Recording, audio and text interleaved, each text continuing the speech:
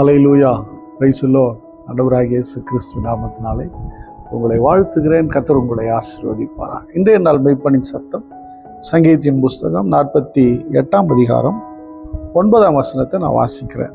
தேவனே, உமது ஆலயத்தின் நடுவிலே உமது கிருபையை சிந்தித்து கொண்டிருக்கிறோம். அல்லேலூயா, ரொம்ப அழகான ஒரு வேர்டு. உமது ஆலயத்தின் நடுவிலே உமது கிருபையை நாங்கள் சிந்தித்து கொண்டிருக்கிறோம். அல்லேலூயா. ஆலயத்துக்கு மக்கள் வருகிறாங்க.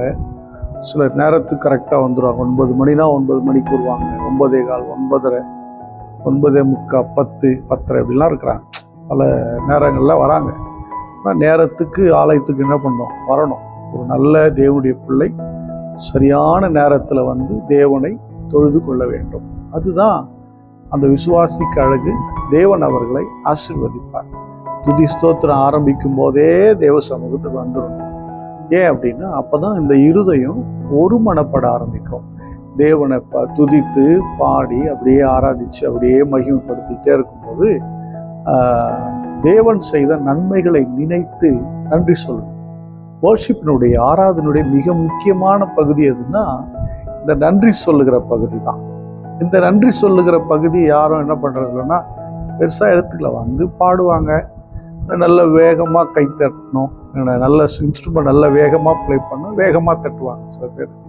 சில பேர் பார்த்தா அதுலேயும் அதில் கூட அசைய மாட்டாங்க. சில பேர் நல்ல ஆவியில் நிரம்பி அந்நிய பாஷெல்லாம் பேசி ஜெபம் பண்ணுவாங்க, ஆராதிப்பாங்கன்னு வச்சுக்கோமே.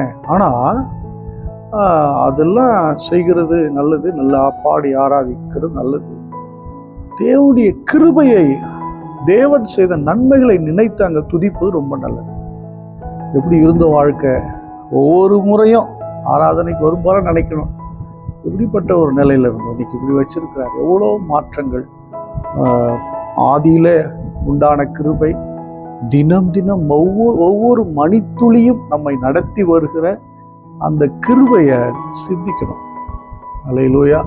அந்த கிருபையை சிந்தித்து நாம் அவரை துதிக்க ஆரம்பிச்சிட்டோம்னாவே, அந்த கிருபையை சிந்தித்து அதை நினைத்து அவரை உயர்த்த ஆரம்பிச்சிட்டோம்னாவே தேவன் மகிமைப்படுவார். அல்லேலூயா. இன்னைக்கு மக்கள் பிரசங்கிக்கும் போது இது யாருக்காக பேசியிருக்கிறார் பாஸ்டர்னு சொல்கிறத சிந்திக்கிறாங்க. சிலர் நல்ல ட்ரெஸ் பண்ணிட்டு வந்திருப்பாங்க. இன்னைக்கு என்ன விஷயம் தெரியலையே, அவங்க ஏதோ வித்தியாசமாக புதுசாக ஃப்ரெஷ்ஷாக கட்டிட்டு வந்திருக்கிறாங்க இந்த சாரியை, இது எங்கே வாங்கியிருப்பாங்க அப்படின்னு சிந்திக்கிறாங்க. அல்லேலூயா.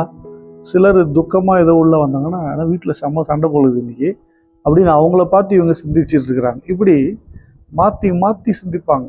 ஒரு சகோதரி ஒரு முறை சொன்னாங்க, ஃபஸ்ட்டு நாங்கள் அந்த பாரம்பரிய திருச்சபைக்கு நாங்கள் போகும்போது மேக்சிமம் நாங்கள் போகும்போது போனால் எங்கள் கண்ணெல்லாம் எங்கே இருக்கணும்னா அந்த வர்றவங்க எந்தெந்த விலையில் புடவை கட்டியிருக்கிறாங்க, எது நல்லா இருக்குது, இதை தான் நாங்கள் பார்த்து செக் பண்ணிகிட்ருப்போம்.